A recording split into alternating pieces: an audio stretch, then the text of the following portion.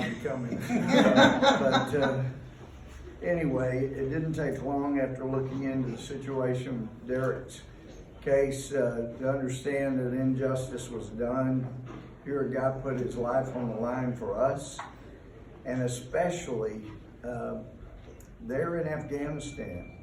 I mean, he was stepping up and being the kind of leader we would want to protect all of those people in the camp. Why in the world you would have a military camp that didn't get to protect its perimeter, and you have people waltzing through that you know were Taliban, and it's just insane some of the things we ask our military to do.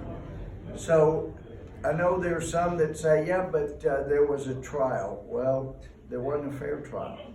Now, there's some things about the military justice system that are fair.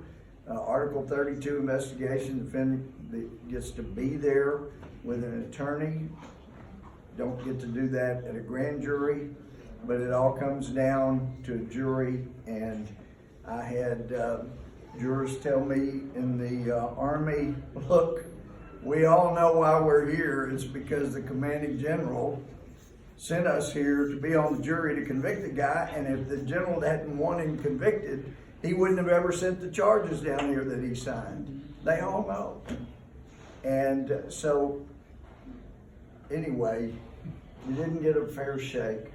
But one thing that has really impressed me, Derrick, you, your mom, Greg, but you have that abiding faith.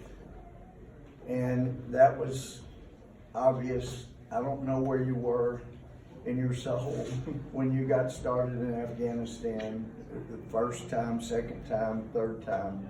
But I know you're an amazing individual, what God has done through you and will continue to do through you.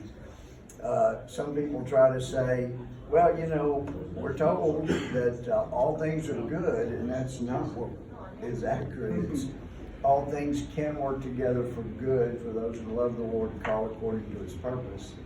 But it doesn't mean it's all good. They're just, for you to be confined for nearly 8 years is absolutely an outrage. It is not good. It's not fair.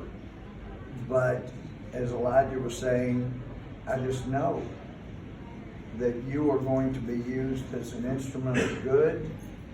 And I also want to thank your mom, Renee. That love and that faith that you had were contagious.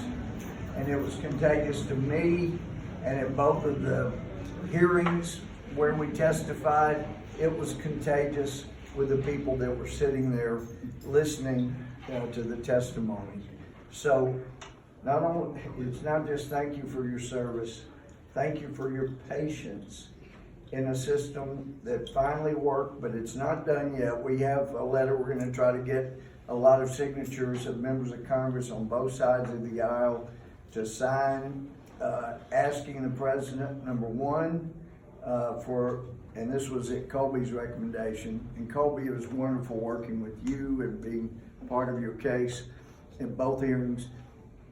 But his recommendation, don't just ask for a pardon first, ask that the president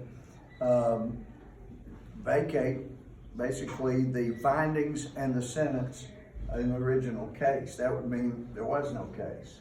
And if not willing to do that, at least grant a pardon so this isn't hanging around your neck for what you did to try to save other lives. So Derrick, it's been an honor for me to be a servant and to be helpful in some small way. But we believed in you, still believe in you, and we know you've got great things to come. Brother, thank you.